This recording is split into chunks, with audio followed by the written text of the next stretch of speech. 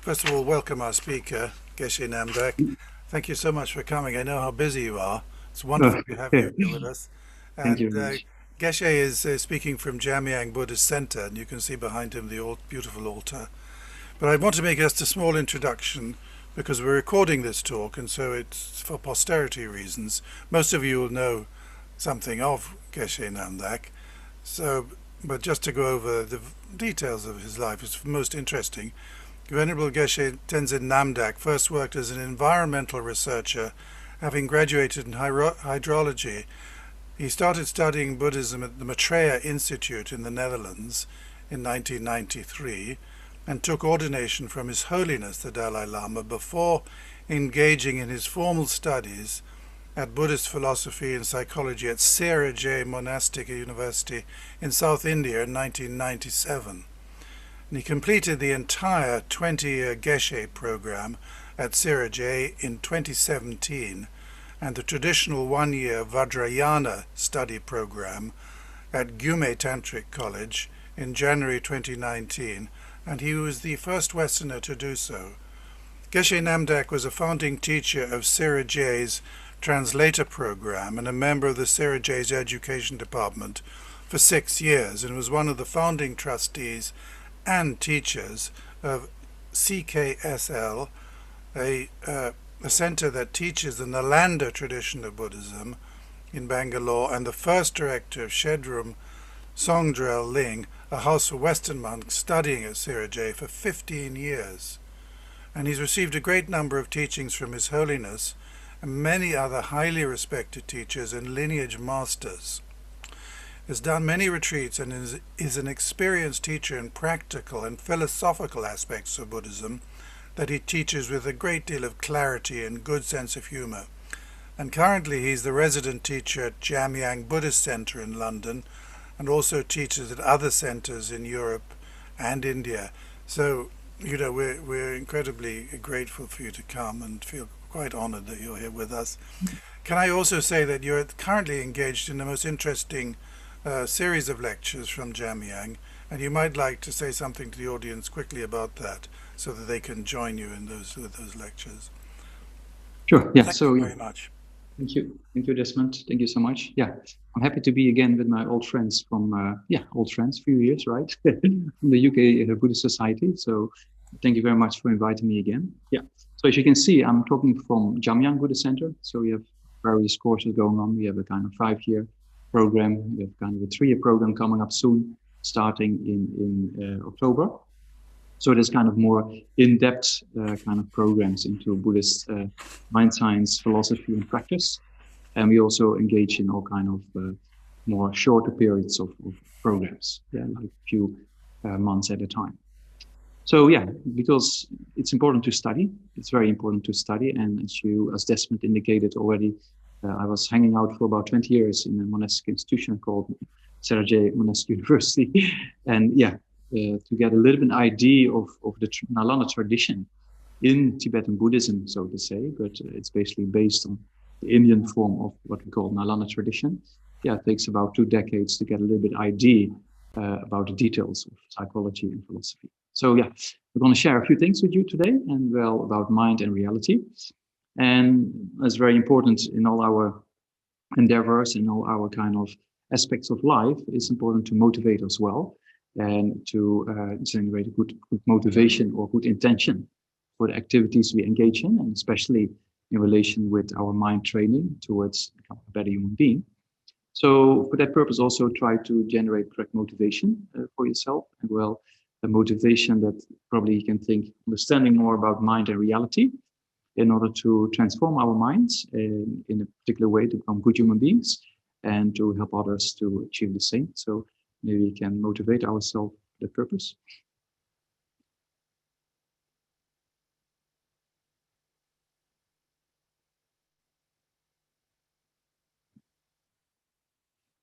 Okay, so then as in the beginning, I was thinking maybe we recite 2 prayers as we are within the Buddhist Society. So one praise from the Nalanda tradition, then praise to Sakyamuni Buddha, our historical teacher, and then one particular sutra to be recited, which is the Heart Sutra. It is in the Nalanda tradition one of the most important kind of aspects of the teachings. So I'm thinking maybe for auspiciousness we recite those together. And if we recite them together, then we can think that Buddha Sakyamuni is in front of yourself together with the masters of the various traditions, of the Sanskrit tradition, of the Pali traditions, of the different as masters of the Nalanda as well as Theravada traditions. They in front of oneself, and surrounding yourself are countless sentient beings, and think you help them to lead them beyond suffering, and you lead them in the prayer together.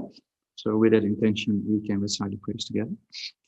To the founder, down cleanser and destroyer, the one gone beyond, the full destroyer, the complete, perfect, fully awakened being, perfect in knowledge and good conduct, so God to know the world, supreme guide of human beings to be tamed.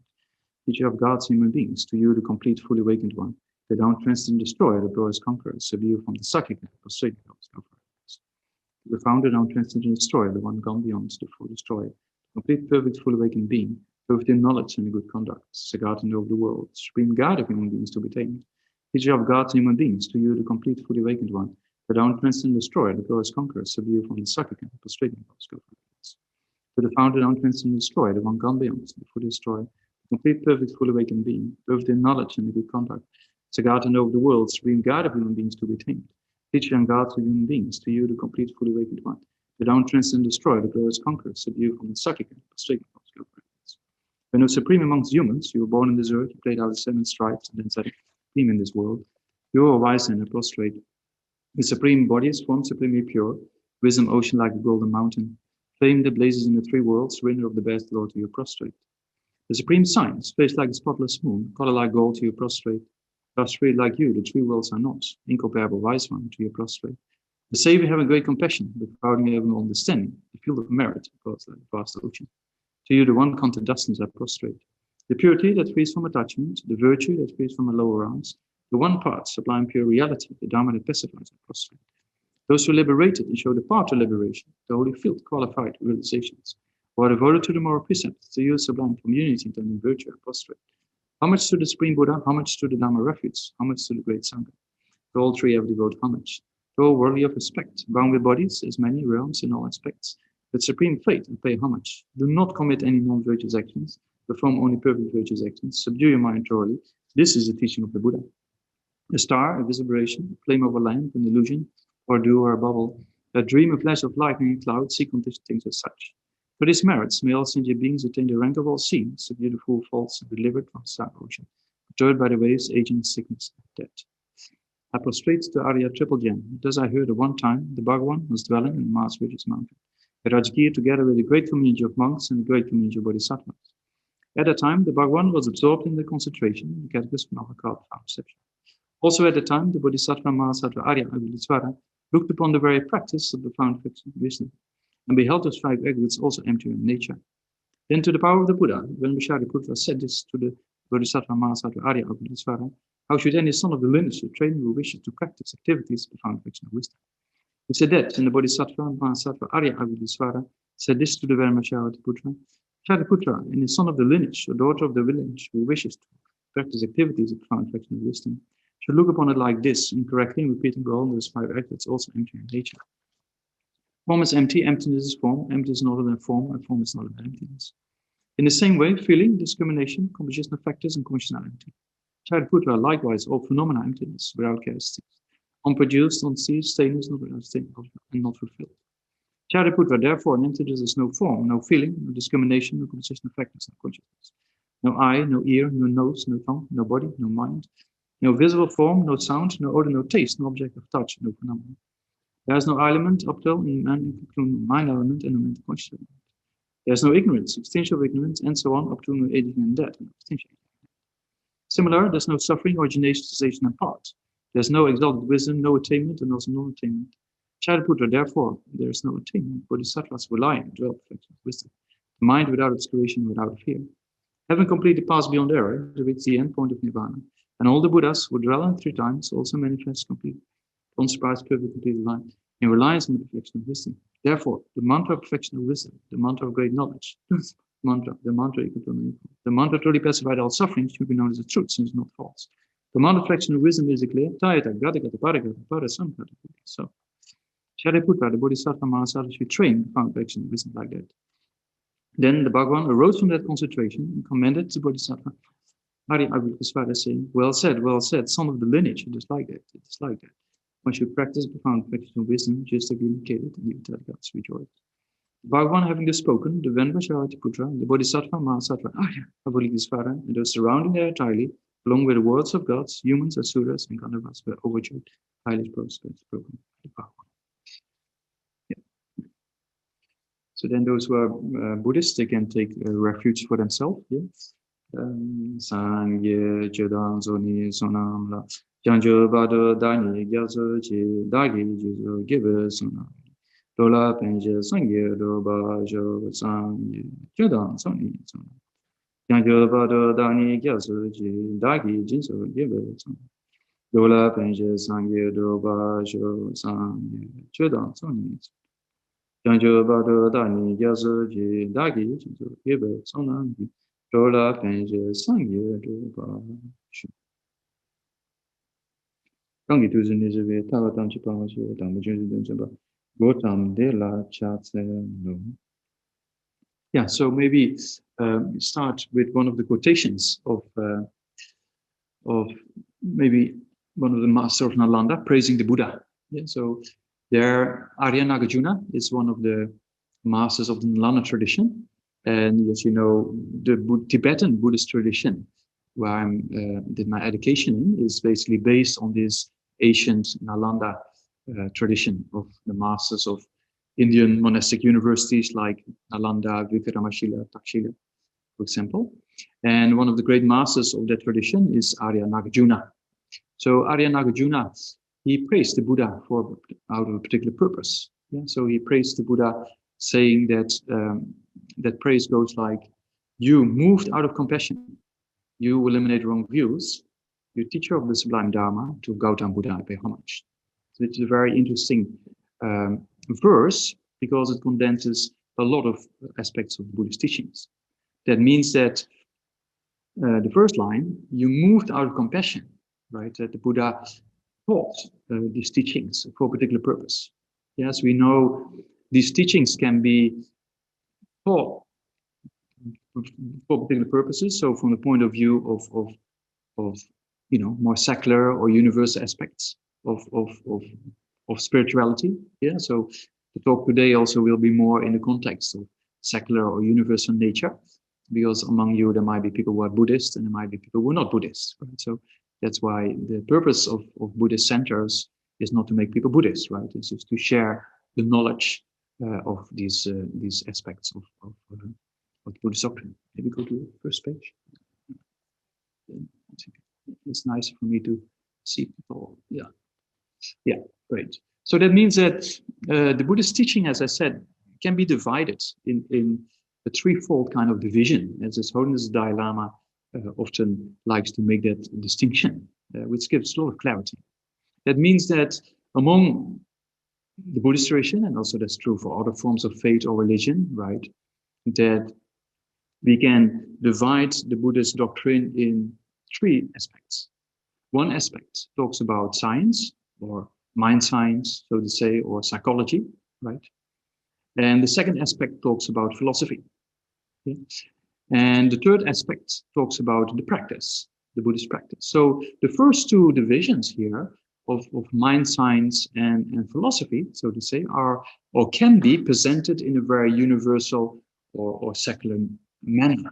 Yeah, as His Holiness indicates, often in modern times we have believers and non-believers. Then it's important for religious leaders and practitioners to make a distinction in this way to benefit society at large, because not everybody is interested in becoming a Buddhist or becoming Hinduist or becoming Christian or become Muslim or something like that. But we can share the information of the different aspects of forms of faith or religion. So that's why in Buddhism, we can make this threefold division, right, of secular, the first two aspects being of secular nature, yeah, Buddhist mind science, psychology, and then its philosophy, right? So that means that those aspects can be studied and can be discussed by all of us, believer or non-believer. And then the third division of Buddhist practice is for those who are inclined to proceed in a particular form of faith, in this case, Buddhism. Yeah, so Buddhism also can be divided into three levels. So that should be clear. That the main presentation will be in that nature of the combination, though, of secular aspects as well as Buddhist practice. So yeah, go back to that quotation of Arya Nagarjuna where it says, "You moved out of compassion." So that proves that the Buddha was moved or motivated by a particular motivation to help out. And to help out with what? To help out eliminate suffering. Yeah. And what is the suffering? The sufferings we have mentally and physically, difficulties in life we're facing. So the Buddha said that I cannot take away your suffering. I cannot wash away your negative deeds or your negative thoughts. And I cannot give my realizations to you, but I can show you how to do it. Right? So that's kind of a very important message, that it doesn't come by a magic pill or a chip in your brain, or that's not possible, unfortunately. Yeah, the blue or whatever color of pill you have to take. Right? So that means that we have to change the mind ourselves. That's what the Buddha also indicated. But moved out of compassion, in the sense not making distinction between those who benefit the Buddha or those who harm the Buddha, because we all have the same wish, wanting happiness, not wanting suffering. So that's the first line. You moved out of compassion. You eliminate wrong views. The second line, that's exactly what we're going to talk about today a little bit, is wrong views. The Buddha eliminated wrong views, not eliminated the particular persons and say, you're wrong, or you're right, you're wrong. No. The misunderstandings of reality in the minds of us, human beings, or in the minds of sentient beings, that's what the Buddha helps to eliminate. And so that means that misunderstandings of reality causes us to suffer. Yeah, means that kind of this destructive emotions we are facing, like anger, excessive desire, attachment, jealousy, pride, anxiety, fear, depression, right? So there are states of mind, as we're going to see, which are not in conscious reality. And that causes us to suffer in the sense that our mental attitudes are, moved by these states of mind, right? What comes to mind has an influence on our mental well-being, and also it motivates our physical and verbal behaviors. So that's why it's so important in the beginning of an event, as we did today, to set a good motivation, because whatever you do physically or verbally, it's motivated by an intention, right? So that means that negative states of mind, or what we call destructive emotions, they can cause us to suffer, and they can cause us to motivate negative behaviors of the body and speech, and also harm others, right? So that's kind of aspects that can actually be very destructive. And as we're going to see, that those destructive emotions are not in concrete reality. So that's what the Buddha said. Arya Nagarjuna said, you moved out of compassion, you eliminate wrong views. Meaning the Buddha eliminates these misunderstandings of reality, or eliminates these afflictions or these kleshas. Right? You teacher of the sublime Dharma, that's the line number 3 in this verse. And that talks about that the Buddha talked about the ultimate nature of reality, of interdependence, which helps us to understand more about the things out there and more about our own mind. And we'll come to that also later on. So that means that then Arya Nagarjuna said, you moved out of compassion, you eliminate wrong views, you're teaching of the sublime Dharma of interdependence, right? The teachings on interdependence. To Gautam Buddha, I pay homage. So then he praises Gautam Buddha. And Arya Nagarjuna was one of the great philosophers a few hundred years after the Buddha's passing, who actually clarified a lot of aspects of what we call the ultimate nature of reality and interdependence. And even in modern times, then his forms of philosophy are well respected. For example, take an example of Carlo Rovelli, one person who is quite well known in the field of quantum mechanics and wrote many international bestsellers translated in 40 to 50 languages. In his new book, Heligoland, for example, in chapter 5, he also talks about how the philosophy of Arya Nagarjuna made a very, very strong impression on him, although he had studied different types of philosophy before as a physicist. So it's very interesting to see that these ancient forms of philosophy from about 2000 years ago, or even more than 2000 years ago, they actually carry a lot of meaning, right? They carry a lot of incredible meaning in the present time. It's very interesting. So that's why we're going to talk a little bit about today. First, a few aspects of the mind and the reality. How do things actually appear to our mind, and which appearances we can trust and which are just causing us problems. So that's what we're going to talk about. And in a similar way, also Arya Nagarjuna wrote another text called In Praise of the Vajra Mind, and there it says Kangi Sende Junta. So then, yeah, maybe straight away in English, means that by the web of the different misunderstandings of reality, we create suffering samsara. And by the clarity of understanding the ultimate nature of our mind, we actually eliminate these aspects of suffering. So I praise to the mind itself. That Arya Nagarjuna actually has one quotation or one verse in Praise of the Vajra Mind text. So that means that whatever problems we face and whatever good things we face in life depends on the mind. So for the Buddhists, we say samsara and nirvana are created by the mind. So that's very interesting aspects of reality. So yeah, the mind is quite important. So what is the mind? That's a big question. What is consciousness?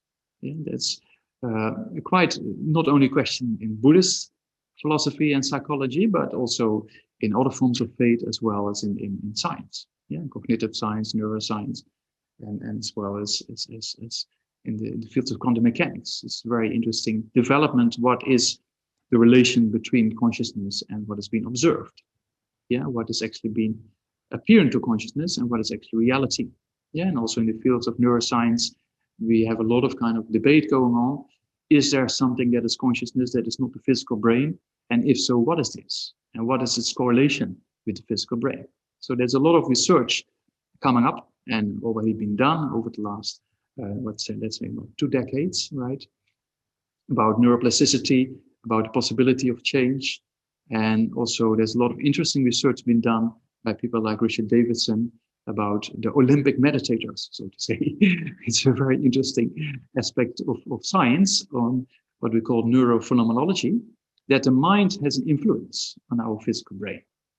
And that's even proven that certain meditators, called Olympic meditators, because not that they break world records in the Olympic Games with the physical body, but because our physical body has limitations, right? We know every few years, 4 years now, I think it's 5 because of the pandemic, but the Olympic Games, people only change or can, break world records with split seconds. That's it.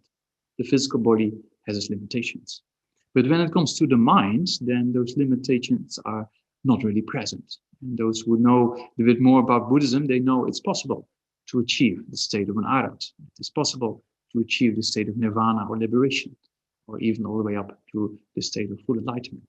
And so the capacity of the mind is often beyond our comprehension. And Richard Davidson did some research with meditators, and meditators who have about 15 till 50,000 hours of meditation behind their belts, they produce kind of gamma waves beyond the chart.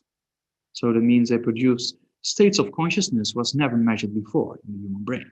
It's very interesting that if you train your mind, you can train your brain. That's what actually these types of research actually prove.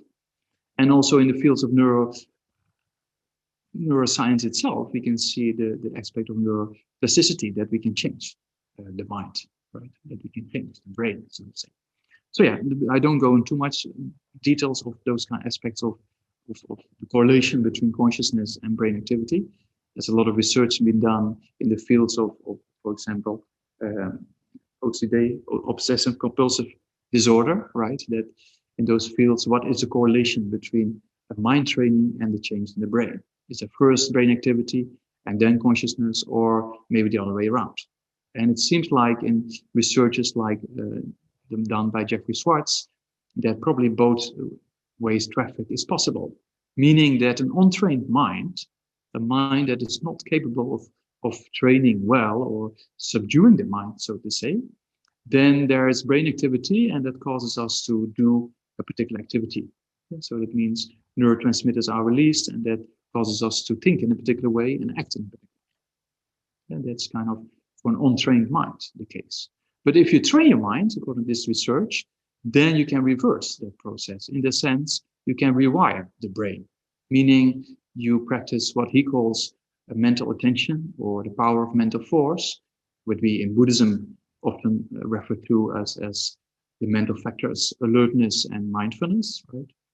If you train in those mental factors, you can more or less decide what to do at a certain period of time. So that means that based on that research, we can change.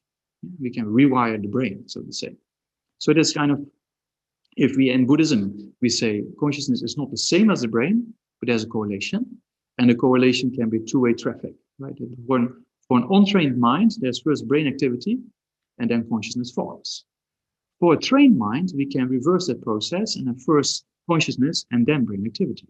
Yeah, so it's a very interesting field of science to be more explored. Only a few very short, not short, but yeah, there can be much more done. There's only a few types of research are being done regarding what is the correlation between consciousness and the physical brain. So in Buddhism, we say consciousness is not the physical brain. Consciousness has been defined as clear and knowing. So what does that mean, clear and knowing?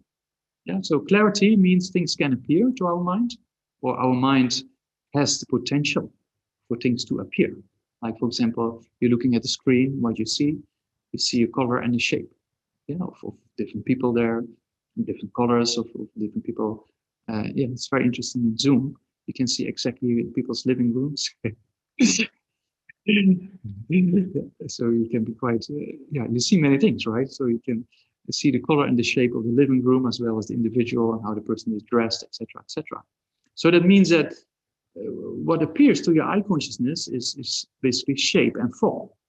Yeah, or color and shape. That what is being apprehended or appears to our eye consciousness. So that means that consciousness has capacity to that things can appear. And that's a definition, clear and knowing. So this clear aspect is a potential for things to appear. And knowing aspect is a potential that we can know and understand. Oh, this is this person, that is this person, right? So that means consciousness is clear and knowing. There are also other definitions of consciousness. Depends which form of Buddhist philosophy you depend upon, or which interpretation of the different teachings of the Buddha you talk about. Yeah, we also have talks about the mind as ultimate nature is kind of luminous, or the clear light mind, for example. Yeah. Few teachings like that in Mahamudra and Dzogchen traditions, where it talks about the ultimate clear light mind of the mind. Yeah, so it's kind of different levels of more subtler states of consciousness. And so today there will be not a subject. Today we go more to day-to-day life types of consciousness. So that means consciousness is clear knowing, and is whatever appears to our consciousness reality? That's a question. What do you think? Is whatever appears reality or not? Yeah, there's many types of consciousness, the dream consciousness, for example, that proves us that what happens in the dream, although we believe it at that time, is not really reality, right? When you wake up from a little bit intense dream, or a negative dream or a nightmare, then you're still a bit shaken up by it when you wake up, right? So you still a little bit believe what you saw in a dream. So that means what appears to our minds, sometimes we think that's reality, but it's not. And then we have to sit down and contemplate a little bit and say, oh, I'm in my room, everything is fine, it's just a dream. And then we understand that this dreaming consciousness was an incorrect form of consciousness, and we don't have to believe that, right? So that means by the power of reasoning, we understand that everything is fine, right? So in the waking state, also we have different types of consciousness that is not always reality. For example, we have, go a little bit more in detail, then we have 5 types of consciousness, right? We have 5 sensory perceptions, as we call it. Yeah, we have the eye, ear, nose, tongue, and the vertical body consciousness. Yeah, so we have 5 sensory perceptions, or 5 sense consciousnesses, right? And we have mental consciousness. So mental consciousness is something not well defined in cognitive science or neuroscience. Yeah, neuroscience and cognitive science, they mainly talk about sensory perception. Well, the Buddha was more interested in mental consciousness because sensory perception has its limitations, and the real happiness actually comes from mental consciousness. So the Buddha was interested in that aspect. Buddha was not only interested in how our sensory perception is connected with nerves and with the brain, and at that time was also no neuroscience, so we didn't have a clue what was the brain or what is going on behind the skull 2,500 years ago. Right? But the Buddha was mainly interested in mental consciousness, which is not very well defined in modern science. Right? So in that way, Buddhism is quite uncommon in description of consciousness. So what is this mental consciousness? Yeah, so with the sensory perception, we can relate quite well, right? What we can see, what we can hear, what we can smell, what we can taste, what we can feel. Yeah, that's for most of us quite easy to relate to. There's a consciousness, there's a kind of physical aspect of our body, like the eyeball, optic nerve, and part of the brain that is connected with the neurons, right? Same in the eardrum, yeah, so to hear something. So there are physical aspects of the body that are really needed for sensory perception. And that can be studied in a very empirical way. And that's why mainstream science examine mainly those 5 types of sensory perceptions. Yeah, because empirical evidence is based upon the physical aspect that can be measured. So mental consciousness is slightly different because mental consciousness is not really dependent upon the physical aspect of the body, except for the brain. Certain coarser forms of mental consciousness, they depend on the brain. The more subtler the consciousness becomes, the less dependence on brain activity.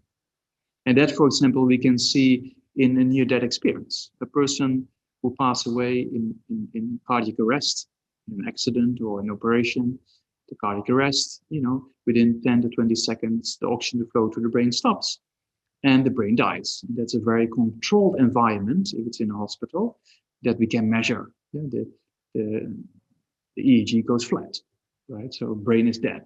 But there is a lot of and not a lot, but there is quite some evidence that there are people who have perception in that state of near-death experience.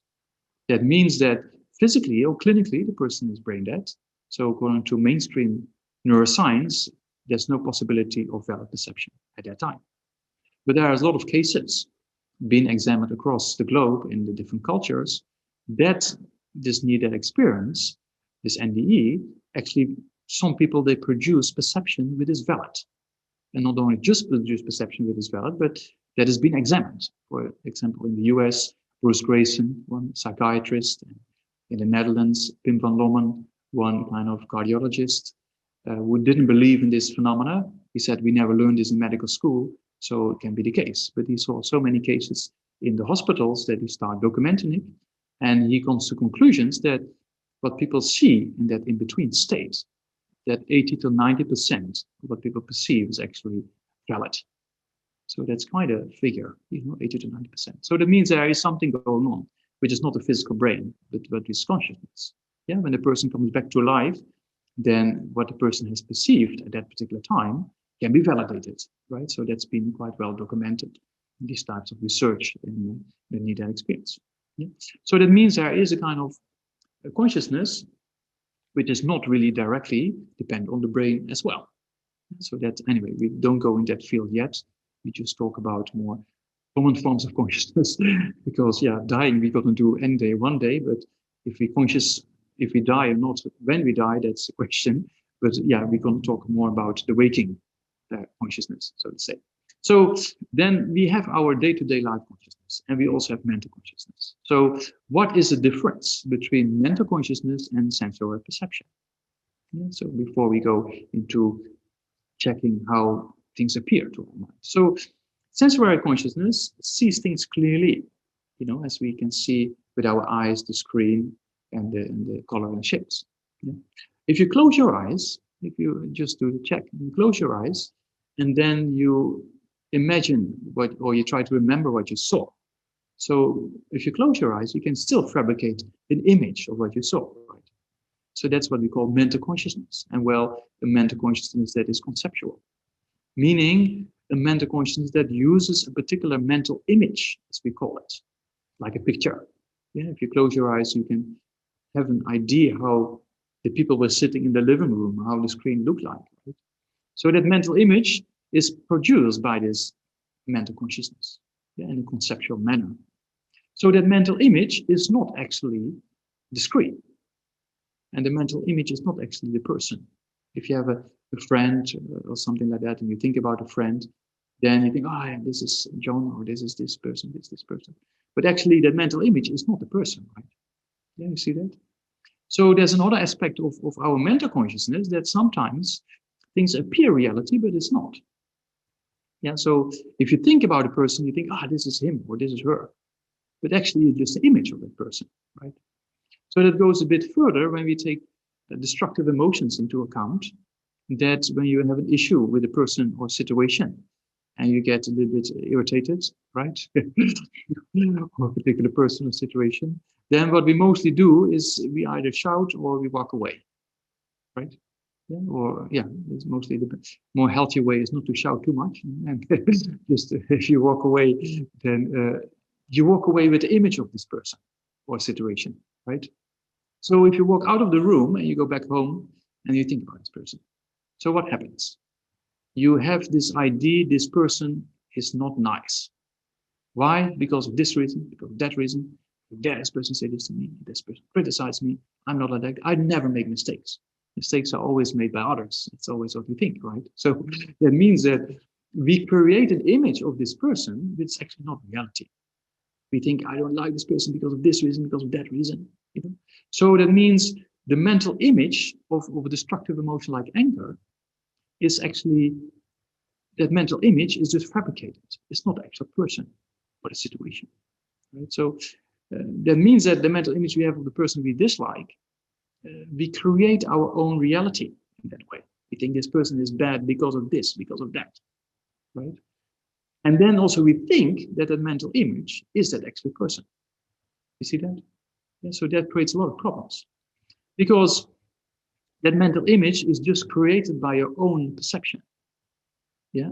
For example, a person has, let's say, 60% qualities and 40% faults. And we all have a bit of both, right? We're not perfect human beings and we make mistakes. So let's say the person you're angry at has 60% qualities and 40% faults. Yeah, let's take it as a kind of a general picture.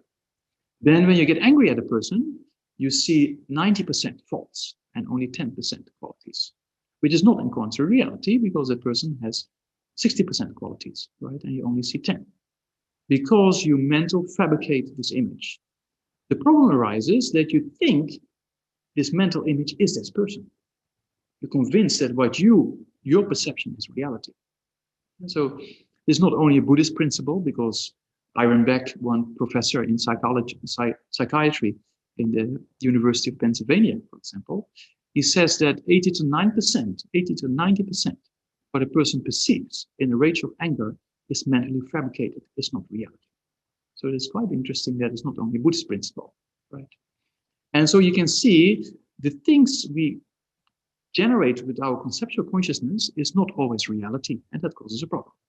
So with anger is we overestimate the faults and we create this mental image, and then we believe that mental image to be reality, but that reality is not with the object or with the person. It's just our fabrication. But when we think it's a person, that causes a problem. Yeah. So even if another person tells you, pat you on the shoulder and says, oh, come on, this person is not that bad after all, you say, no, not true, not true. You don't like to believe that because you only want to believe in your own kind of mental image to be reality. You see that? So that proves that whatever appears to our mind, and especially when destructive emotions like anger arises, that what appears to our mind is not reality, but we believe it's reality, and that causes the problem. In a similar way, excessive desire or attachment, when we order pizza online, or I don't know, pizza or whatever is your favorite food, so to say, or fish and chips. I know people order fish and chips online. I'm wondering. I think fish and chips is old school, probably. In the UK, I'm not sure. But so you order your favorite meal online, right? You look at a picture, the app, and you see, oh, it looks nice, and you can already imagine how it smells and how it tastes. Or so you build up this image of this fish and chips or pizza or whatever you order, and you think, oh, it is amazing, you know, or an event in life, holiday, or whatever new gadget you want to have, new phone or new tablet or computer or car or house. You have this incredible idea. If I have this, I will be so happy, you know. So you create a kind of reality in your mind that overestimates, as we call it, the qualities of its object. That's what happens with attachment, right? With desire. So that means that if I order this meal, or it will be so nice, it will be this taste and looks like this. But then when it is delivered, then it's not as hot as you thought it would be. And the taste is maybe slightly different as you expected.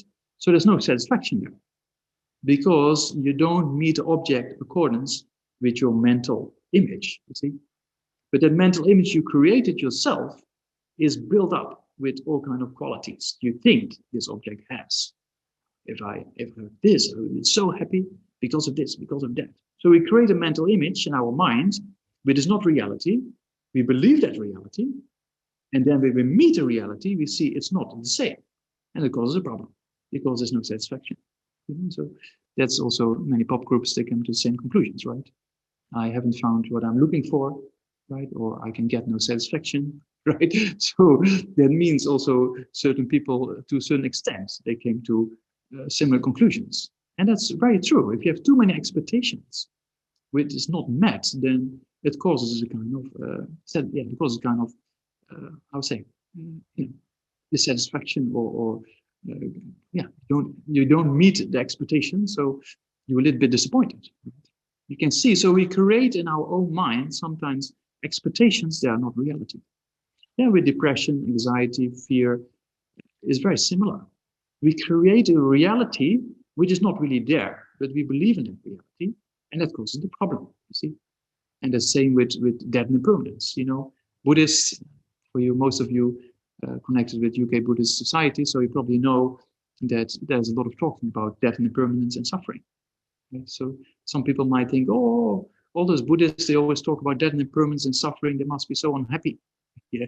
So, but actually, if you understand this reality, actually more happiness is being built. Because if you like to not know about death and impermanence, you always put it aside. Then when you meet it, family passes away, or your friend passes away, or you have to go yourself, it will be very difficult to accept this reality because you never thought about it, right? So that means that not wanting to know reality or misunderstanding of reality causes a problem, you see. My own mother, I always take as an example. She doesn't consider herself as a Buddhist, but her son is walking around like this for some time, and he's not completely stupid, so she knows that. So she knows there's some reason for that Namdak is doing this for so many years, right?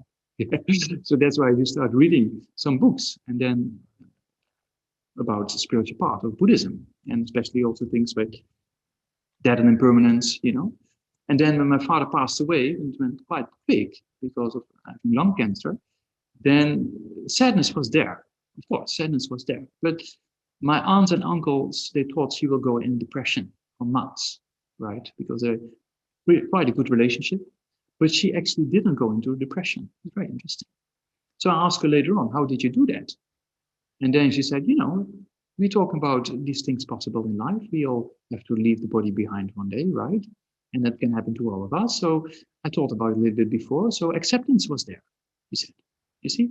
So that means if you understand reality and you train your mind in understanding reality, then this aspect of acceptance is very, very helpful. You know? And you don't get easily in distress. That's why probably among the Buddhist practitioners who contemplate death and impermanence, then it's kind of, you know, one day is you say, okay, the body is old, get a new one. Yeah. Once I was in the monastery and I visited one of my teachers. It was quite busy at one time, and I was sitting outside, but a person in the house group where the person was in his 90s already. And he was quite good health. And I asked him, how was he doing? He said, yeah, I didn't get a ticket yet. They didn't call me, so I'm still here. Referring to, you know, going to the next life. And then once I was with an old friend of mine also in one room, and then next day he said, "Oh, last night almost the breathing stopped. You know that, Namdak?" He said, "I almost stopped breathing. You know, I almost went." So that means these kind of practitioners, they see these aspects of reality in a very kind of healthy way. So they don't suppress it or put it aside, and that's why it becomes much easier to accept aspects. Yeah? So that means the more we don't like to understand reality, that causes a problem. So we see that with anger and attachment, we create aspect of reality. We believe that, but that's not reality. That causes a problem. Yeah? So with anger, because of anger, you think this person is so bad because of this, because of that. So you create an image of that person, which is not actually the person. And the person doesn't have so many faults as you are creating. And it causes a problem. And it causes even to the full extent of murder, right? One of my friends in the central prison of Bangalore, I mean, he became my friend after he was in the prison. So he killed another human being. He's there for 12 years, I think, 12, 14 years. He was a translator for our talks we gave to the inmates. A very nice person, very well motivated, helping out the youngsters there, the inmates, you know.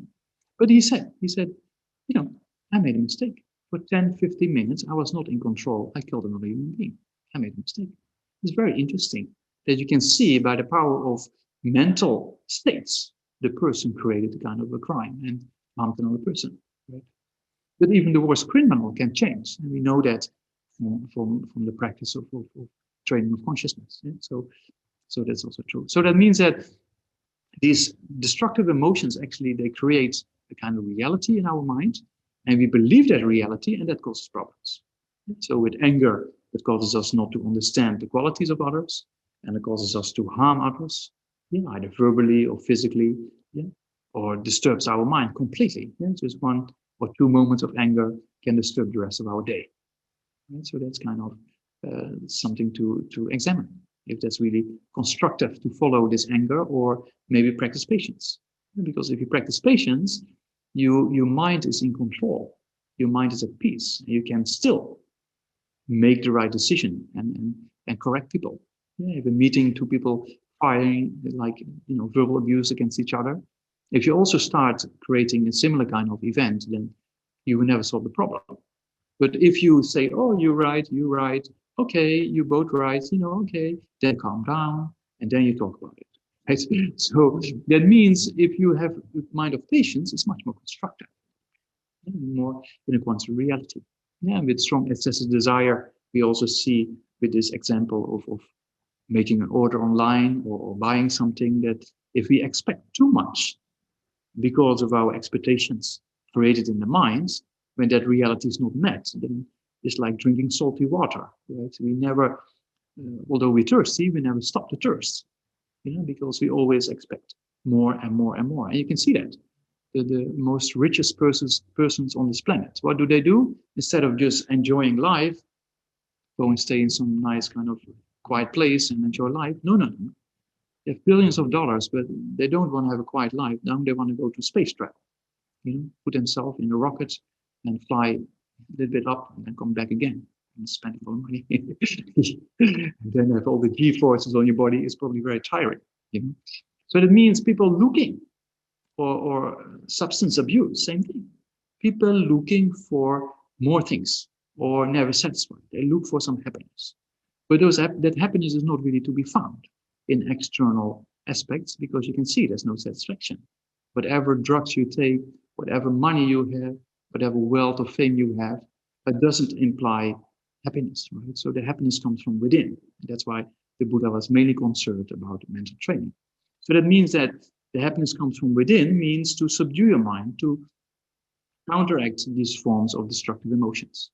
So you can see these destructive emotions, states of mind are not constant reality. So that's one aspect I was planning to talk about. Then another aspect I want to address is, what is the root of all these destructive emotions? So that's very important, because we talk often about ignorance being the root of all forms of suffering. Ignorance being the root of all forms of destructive emotions. So what is this ignorance then? So that goes a bit deeper. And that's a kind of uncommon presentation in Buddhist psychology and philosophy. right? We don't see much of this in Western form of psychology or philosophy, although quantum mechanics is getting close. Meaning there is no, from its own side, existing reality. Everything is interconnected. So this kind of ignorance, which is the cause for all our problems, what is that ignorance? That ignorance is an apprehension of a self to exist from its own side without dependence. When we get angry, for example, a very easy example, I ask you, please get angry. Please do now, come on, do it. Please get angry, come on, you can do that. If I ask you like this, it will be difficult to generate anger, right? But if I look in your home, you see, oh, what do you have there on your wall? What kind of books do you have on your bookshelf? And your hair, you look at your hair, or look at your glasses. If I talk like that, you think, how dare this person say this to me? Right? The I comes up and straight away anger is generated within seconds. So that means there's a correlation with the destructive anger and this I approach, or what we call ignorance. The ignorance of thinking that there's an I or self to exist very concrete. Right? When we get angry, at least like that, right? Dare this person say this to me? I'm not like this. You know, so we get a very strong identity of a self. Okay? Yeah, so, and that's with attachment, same thing. I need this, I need that. You know, oh, there, this person, he broke my phone. You know, so so that means you see yourself as very concrete, existing from its own side, as well as the phone, as well as the person who did it, and that causes us to get more irritated. So that means the more we see reality in a very concrete way, without dependence, it causes more problems, and that's even on a worldly level. So if you say my religion, my form of faith, my culture, their religion, their form of faith, their culture, it creates a kind of boundary between people, right? Yeah, so us and them. So that means if we see individuals existing from their own side as completely separate, it's a problem.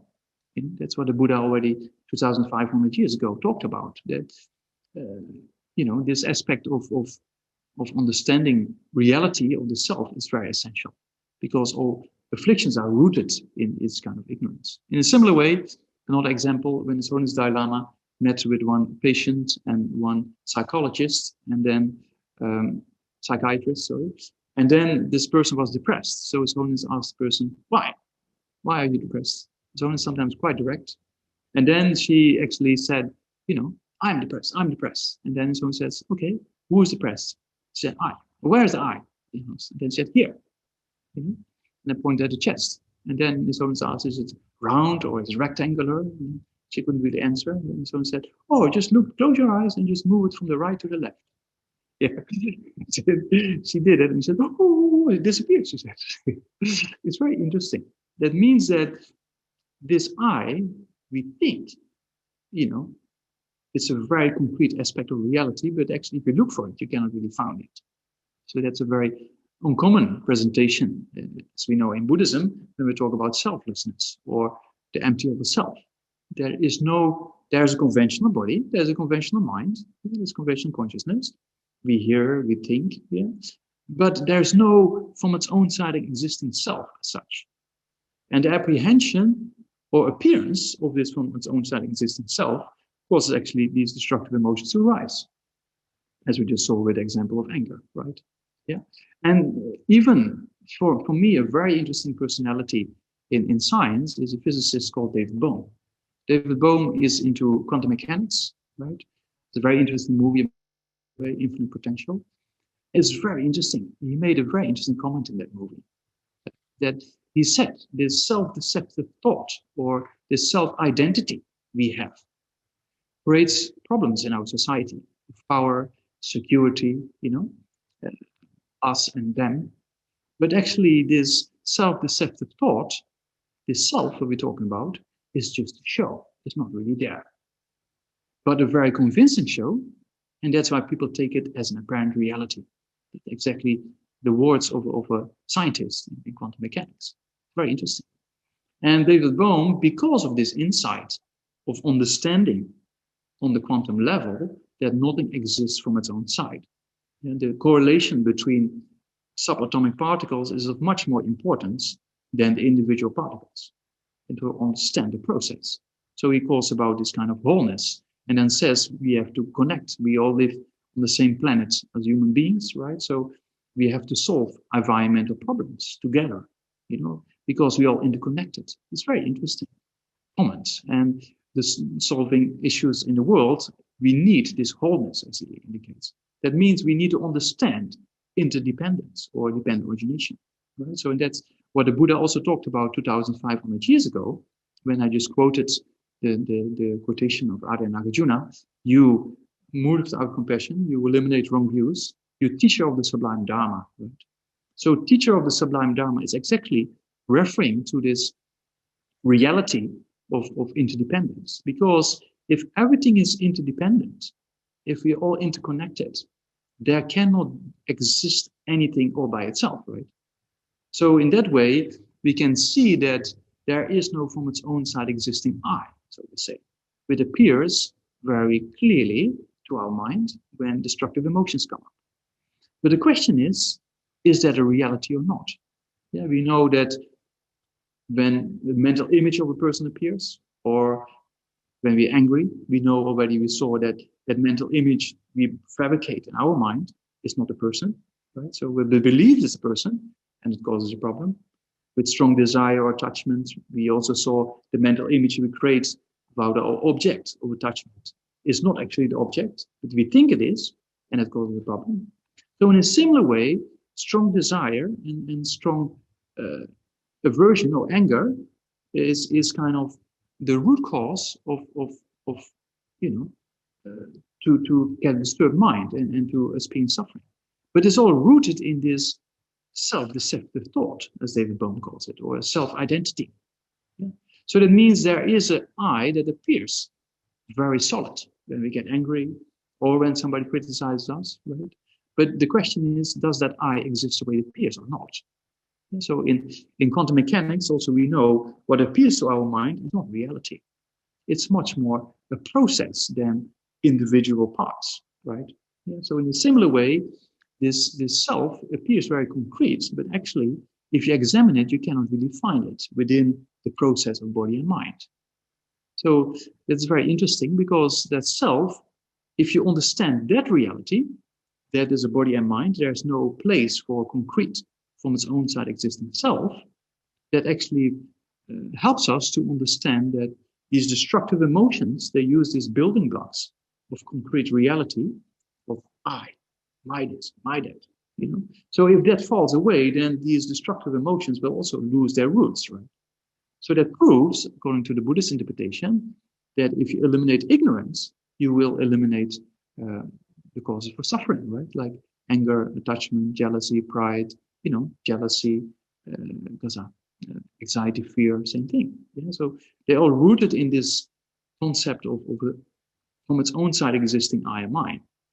And if you realize or understand that it's not really there, as David Bohm says, it's just a show, then it will help us to clear a lot of these kind of destructive emotions. Because if you understand that reality of interdependence, then you will see that nothing exists that concrete from its own side, and that prevents us from getting very heavily emotional or going this kind of emotional hijack, as we call it, of strong anger or strong desire, because we understand these aspects of reality. So there's many methodologies to do that, as you know. We have the different 4 close placements of mindfulness in the Buddhist tradition that helps us to understand the interdependence of body and mind and the processes going on. And that also helps us to understand that nothing exists from its own side. There is no concrete self to be found, so to say. So there's many methodologies we can use within the Theravada tradition, within the Nalanda tradition. It's very similar. The recognition of the problem as well as the methodologies. That Buddha said there is no real self to be found. It's just a mere collection of body and mind upon we actually impute this is a person. So with that understanding of that reality, then we can understand and eliminate more destructive emotions. So that's a little bit kind of what appears to our mind and what is reality, and how does it influence these kind of aspects of our mind, or what appears to our mind. And so the more you understand interdependence, the less stronger those afflictions will become, because you see the process and you see that whatever appears to the mind is not reality. Right? So that can help us quite a bit in the development of our mind. And we also see that those destructive emotions are not an inner part of the mind. Right? It's like the clouds and the blue sky. The clouds are not really a part of the blue sky. Even with overcast, the blue sky will still be there. Right? So that means our destructive emotions are not an inner part of the mind. They're separate from this clear light mind, or this mind that is clear and knowing. They're just temporarily there. We get irritated, stays for some time, and disintegrates, right? So there's another reason that we can eliminate these destructive emotions, because they come, abide, and disintegrate by the power of cause and conditions. So if you play with those causes and conditions, like practicing patience versus getting irritated, and practicing contentment versus attachment or desire, then we can deal with these issues much better.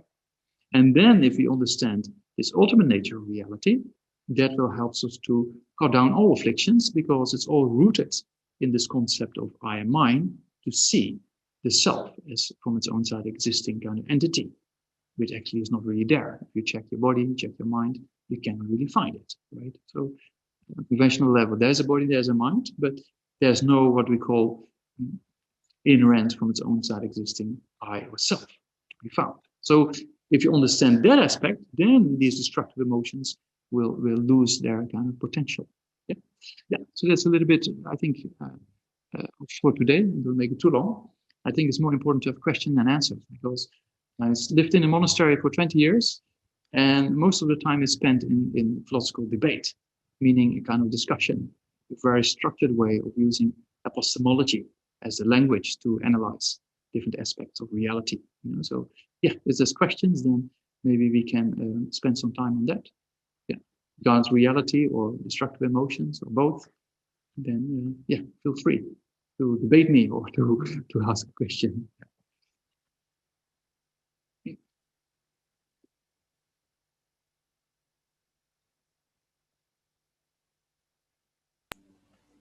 Because the tradition where I come from, there are sometimes the teachers, they give you more doubts than answers. And it's a kind of a very, very interesting process. Means that if you create more doubts, you start questioning things, right? So if you question things more, you start to think about things. So that's very important. As the Buddha said, don't believe what I say, because I'm a kind of respected personality.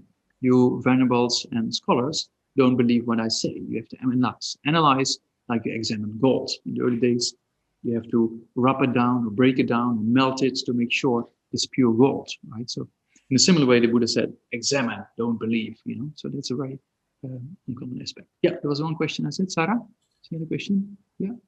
Yes, thank you very, very much indeed for a really stimulating talk. And as you say, it raises more questions really than they're answered. But here's a question. I don't know what you think about this one. It says a question about mind and reality in terms of dreams and waking life. In dreams, we can experience difficult situations which have been harmoniously resolved, even though they haven't been in real life. But the negative feelings connected to the real life situation, our response to the situation or person, might have been completely transformed. Could Geshe say something about that in terms of, in relation to mind and reality? To completely transform our problems, right? Negative thoughts. Yeah. So that means that the first step of this aspect of training is kind of building up awareness. You have to be aware of those issues. Yeah, most of us, they end up being in emotional hijack and it takes over, and that's it. Yeah? So we have to be aware of the issues. We have to, if we have a problem or negative thoughts, we have to be aware, first of all. Then we have to know how it's being caused. What is the cause of this, right? And the process, as we just described, that most of the negative thoughts, they come by the power of these kind of misunderstandings of reality. So the awareness is the first step. And the next step is to analyze these things. So that has twofold kind of techniques. That first you become the observer. So you have the acceptance of the problem. Like my mother, for example, accepting the death of my father, right? So acceptance is there. First step. Yeah. First you recognize that the mind is set, that you think about it in a particular way. Then the next step is the acceptance, right? So the acceptance helps us to take distance from a problem. So if you have a distance, you have a kind of a distant aspect of the problem, you not get engaged, right? You separate it. So if you separate it, you have a neutral perspective and you can analyze, right? You have much more clarity. So that's the first step. We have to have awareness, then we have the acceptance, and by that acceptance, we get this kind of distance, yeah? Then we have this observer attitude, that we don't get involved by the emotions involved anymore. We just observe, right? And then we use logical reasoning. If I use this destructive emotion, what will happen? If I practice the antidote, for example, practicing patience versus anger, then I can transform the mind, because the more you are convinced about the benefits of patience versus the faults of anger, the mind will shift in a particular direction, right? So that's what we call transformation.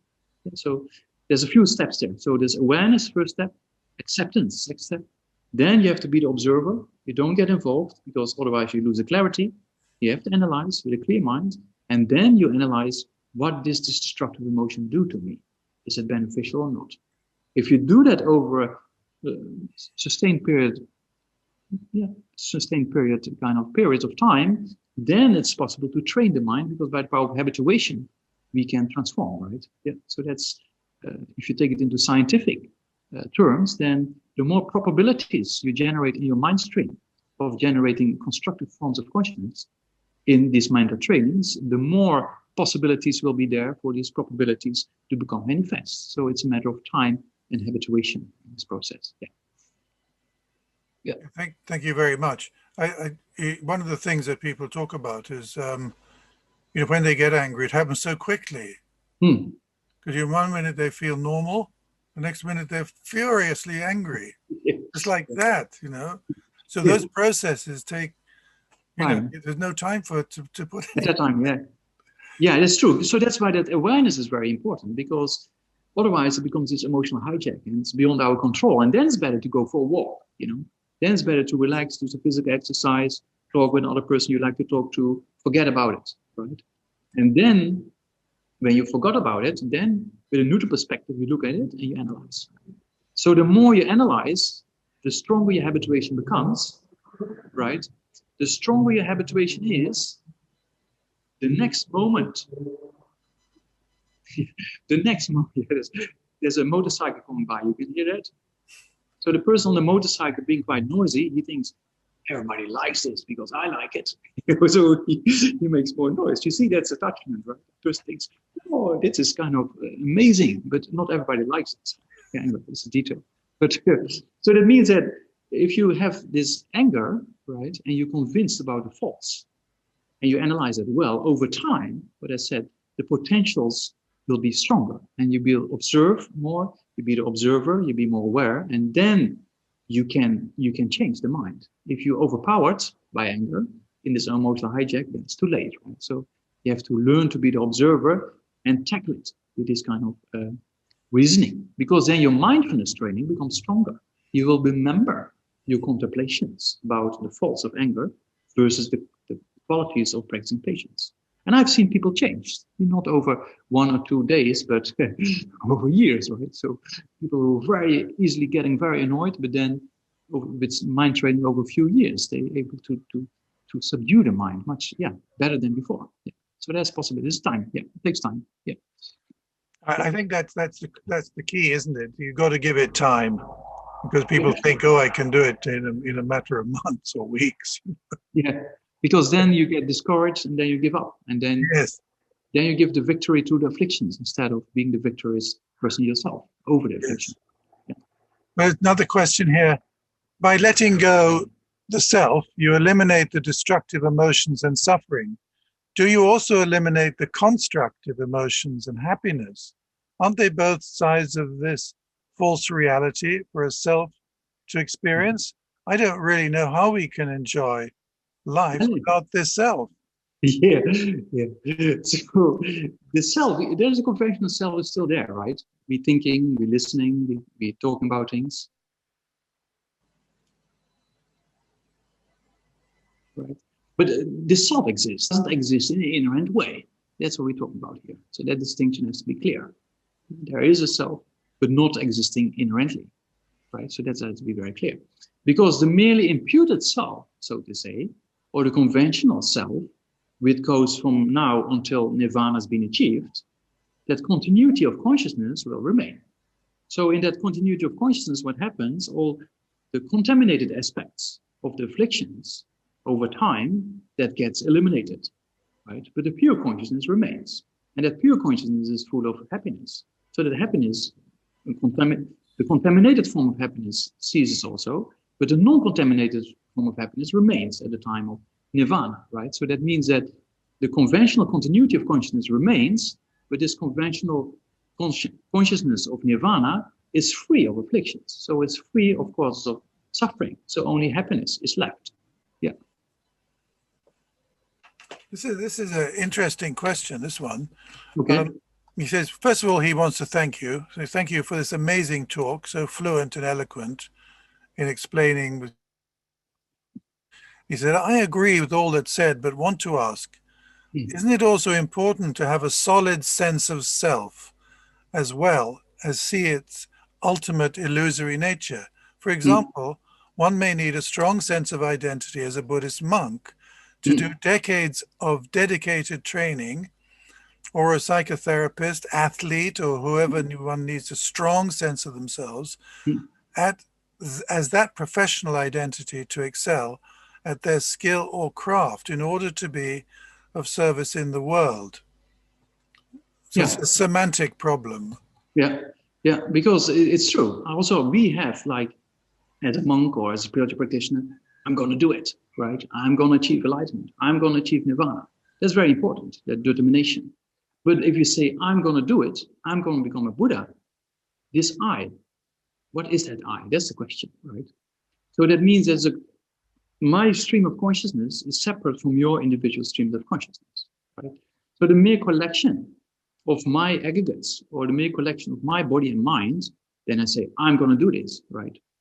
So, but that doesn't refer to, and from its own side, existing self that is independent, because you cannot accomplish anything with the independent self, because everything is related with causes and conditions. So that means that we still say, I'm going to do this, but then we think, what is this I? That is the conventional aspect of our mere collection of body and mind, right? What we call Tenzin Namdak, right? So that's a reality. That's a conventional reality that goes from the present until enlightenment is achieved, right? So that you have to be clear in terminology. There is a self, but the self doesn't exist inherently. That's the two distinctions to be made. And when we talk about there is no self, then we refer to no inherent self. Yeah, so on a conventional level, there is a kind of merely imputed self is there, right? Tenzin Namdak merely imputed upon this body and mind, sitting here in front of the camera. that's kind of a self that exists, that merely imputed Tenzin Namdak. It exists because if I put my head against the wall, I can feel something, right? So it doesn't mean there is no self, right? But there's no inherent self. There's no self that exists from its own side, because everything is dependent or interdependent. Yeah. So I have to be clear about the terminology. What self are we actually accepting, and what self actually are we refuting? Yeah, that's two different points there. Thank you. Yeah, that's a really important distinction. And he says, another question. Thank you, Geshe Namdak. Can you recommend any sources relating to mental consciousness separate from the physical brain, both secular, scientific, and Buddhist? Yeah. So if you're interested, then maybe there's one psychiatrist from the University of Virginia called Bruce Grayson. So Bruce Grayson, he has one presentation called, I think, Is the Brain Really Necessary? It's a very interesting presentation in which he summarizes the need and experience, what we just talked about, right? He also talks about hydrocephalus, right? Liquid in the brain, that you only have 5% brain tissue, but the person can still function normally. He also talks about that people with brain damage or tumor in the brain who go into a coma or are completely disturbed, then at the time of death, they get clarity again, or a day before they're dying, while the brain structure is exactly the same. So there's also kind of type of consciousness that is maybe less dependent on the brain. And then also he goes into the phenomena what we call Tuptam. It's a kind of within the Tibetan monasteries we have seen, and I've seen of my own teachers actually, very close by, that at the time of passing away, right, the body dies. I mean, the person passes away in the sense there's no heartbeat, there's no lung function, but the body doesn't decay.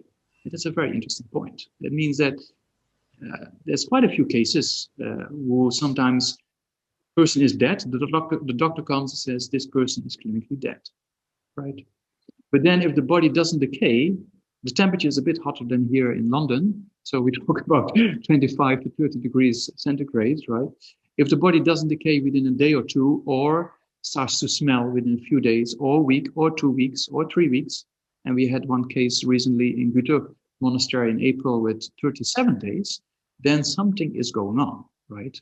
So we say in our explanation of especially the Vajrayana teachings that the subtle consciousness is still meditating on the clear light mind of death. And like around the heart, you can also feel a little bit of warmth, although there's no heartbeat, no lung function, right? And so that means clinically the person is dead, but that doesn't imply consciousness left the body already. So at that time also there's no brain activity, right? That's pretty. There's some research been done also by Richard Davidson that actually they couldn't measure anything with the equipment they have at the moment. So that's what the conclusion was. So there's also, yeah. So Bruce Grayson is kind of a person who summarizes this in a very nice way. Yeah. Or Pim van Lommen, who is a kind of Dutch cardiologist, and he, in the field of near-death experience, he's very scientific because I have a kind of scientific background in hydrology, mathematics, and statistics. So looking at his research is a very solid kind of way to look upon. There is consciousness without a physical brain, and that consciousness actually produces valid perception. So it's very interesting. Yeah, there's a few things you can look at. Yeah. Yes, I just as a personal anecdote, working in medicine, I've very often heard this just from patients and other people, that even patients who are very demented, they appear to have no mental function at all, but often just before death, they seem to become extremely lucid. Yeah. And they recognize their daughter or their son, and they sort of say goodbye and then die. I've heard this quite a few times. Yeah. And often hearing this, I think, could this be true? Well, I think it happens too many times. I think it can't be. But there seems to be some capacity for lucidity, even though the structure of the brain that does the thinking and recognition and so on seems to be destroyed. And that seems to, it's a very remarkable thing. Yeah. There is a question here. To conclude on that, because we say that at the time of death, then the coarser forms of consciousness, they cease to exist, right? They go dormant and they stop functioning. So the more subtle forms of consciousness become more manifest. And the more subtle the consciousness is, the less dependence on the brain, so we say. So that can be one explanation for this particular phenomenon. Yeah. Yeah. It says here, this is a very simple question, but I think the questioner really wants to know the answer. Is Geshe saying there is no inherent self? I'm just struggling to hear the word before self. Thank you. Yeah, no inherent self, no from its own side existing self. But there is a conventional one that is merely imputed upon body and mind, right? Yeah, right. Yeah. He says, with dreams, this is another questioner, it's an unconscious or subconscious insight or function that comes to our rescue. Is there something in there that's helping us that's not accessible to ordinary everyday thought? The dream consciousness basically is just a reflection of what we experience, right? The more habituation we build up over a particular point of time, that comes back in our dreams, right?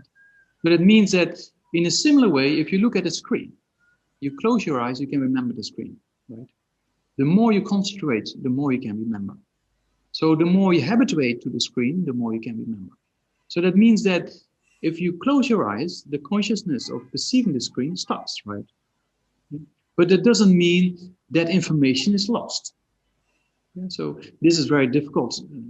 There's a lot of problems in neuroscience to explain where is memory stored, right? But in Buddhist psychology, we talk about that if consciousness stops, it leaves a potential in our mind. And that potential helps us to remember things. And these potentials in our mind also can become activated in the dream consciousness. So that means that we often dream about things we have a strong habituation towards too. Okay? So that is a kind of a dream consciousness in an untrained mind. But it's possible to train your mind and use the dream itself as a consciousness to meditate, for example. Yeah, advanced practitioners, they're capable of using that particular consciousness as well. Yeah. Yeah, thank you. This is another question. I'm just sort of pressing it. With the expansion of neuroimaging and neuroscience and so on, we have a huge understanding of now of what goes on in the brain. It doesn't really tell us anything, but we get all sorts of pictures and ideas and so on. And this is very exciting and stimulating, and also very distracting in a way. But the real problem for human beings on this planet at the moment is that we fight all the time. We don't see what's going on with the climate. We create arguments amongst ourselves, even on a micro level, in families and then in nations and so on. We have no kind of grasp over even the smallest things. We seem to be incapable of managing to agree over even simple things, and particularly at the moment with climate and so on. So the questioner wants to know, does this our knowledge of neuroscience and quantum mechanics and so on really help with this urgent, pressing problem of the misery on this planet and the misery we're creating for ourselves, and the misery generated by our own stupidity, I think. Yeah. So if it's only knowledge, right? Interesting. That by itself will not solve the problems. But if this knowledge is being used in education of the mind, for example, start with the youngsters, train the youngsters with very simple techniques of physical exercise like yoga, and then bring it up to understanding the minds and deal with anxiety, deal with fear, and deal with anger.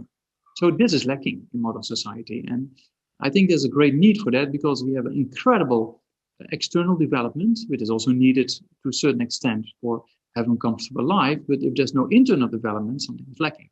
So if we have these scientific types of research to prove that these types of mind training are beneficial, then the next step should be we have to put it into practice, meaning we have to take action, engaging in programs of educating, especially the youngsters, right, or future generations, and have different kind of trainings in reducing these kind of destructive emotions. And if we're capable of doing that, then of course we will understand much more our interconnectedness. We will much more have respect for each other, and we're much more able to solve problems together. So I think education of the mind is needed, in a kind of very practical and engaging way. When I went to one of the girls' schools here in North London before the lockdown happened for an interfaith meeting, I was quite, because I was quite new to the West at that time, that there is nothing done with youngsters here in the West to do some yoga. Certain schools do, but not all, or do some physical exercise and talk about these aspects of the mind in a very kind of constructive way. And I think that's really needed as an aspect of our educational programs, and we have to educate people in mind science. That's what it is. Yes, it is quite true. When we got rid of religion from schools, we didn't replace it with any. Not replaced with any training. And that's why His Holiness Dalai Lama indicates quite clearly, my religion, my faith, that's past tense. We have a lot of universal or secular aspects in the different forms of faith and religion, which is very rich, especially in the Indian traditions, as we can see, and also in Western traditions and Christianity, for example.